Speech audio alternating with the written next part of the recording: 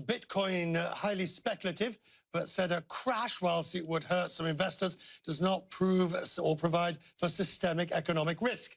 The potential for chaos, though, is plain. As Bitcoin booms, major exchanges have suffered embarrassing outages, and some have suffered setbacks. On Tuesday, Bitcoin exchange Bitconnect and Coinbase both reported problems with servers. Last week, more than 70 million were stolen from NiceHash. Bitconnect suffered a similar hack last year. A matter of time, perhaps, before a collapse, as we've seen by Mt. Gox, which fell into bankruptcy after 460 million was stolen. Paul Vignier is a Wall Street Journal reporter, author of The Age of the Cryptocurrency. Joins me now. Good to see you, hey, sir. How you doing? Thank you very much indeed. Thanks for having me on. She's right, isn't she, Janet Yellen? Highly speculative. Yeah, that's putting it lightly. She's right about two things. Yes, it is highly speculative. And if it did crash, it really would not affect the wider economy. I mean, I think the thing to keep in mind with Bitcoin is there's a lot of hype right now, a lot of mania, a lot of people want to get in. But this is still a pretty small market and pretty disconnected from the wider economy. She sort of said this isn't legal tender. It's not a safe way. Basically, it's not a safe way to proceed. Well, it's not legal tender in that the U.S. government has not recognized it as such. Whether or not that makes it safe or not isn't really the case. But the issue of safety is a legitimate one. It's just not a matter of because it's legal or not legal. There are two areas. I've been reading your fascinating work that you've done. Thanks. There are two areas that I want to talk about this, safety. The first is whether it goes up or down in price. Right. The markets will regulate that. The second is these two keys that you have, the public and the private. Right. Who looks after your Bitcoin wallet? If my Bitcoin wallet is on my computer and the hard drive goes kaput, what happens? You are out of luck.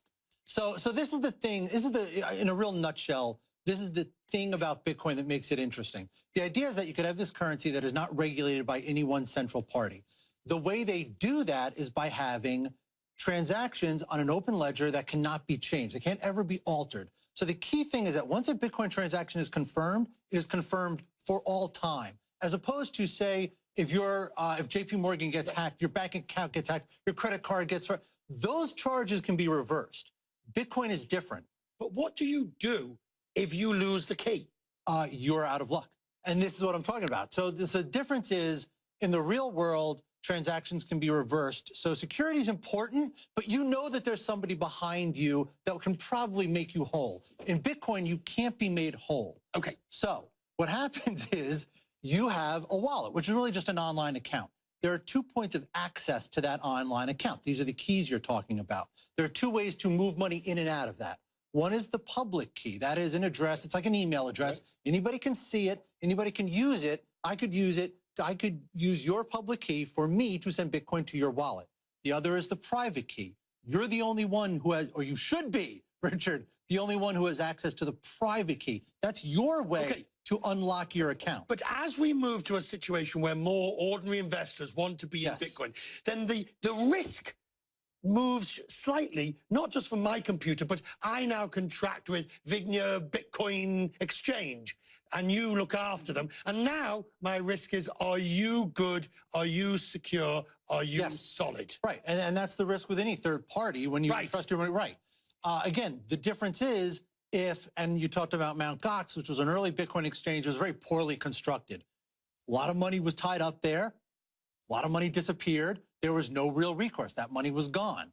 That is a risk when you're going to have your money with any third party. And that's why a lot of Bitcoiners, they don't want their money with any third party. That's why they have the wallet in the first place. That's why but the difference is, then the security is on you. And even sophisticated people who understand how these things can work can lose access to their private key. They can lose access to their wallet. They can lose their Bitcoins. It's not for everybody. It's not for everybody. I'm having a turn just thinking. Good to see you, sir. Yeah, Thank you very much indeed. Republican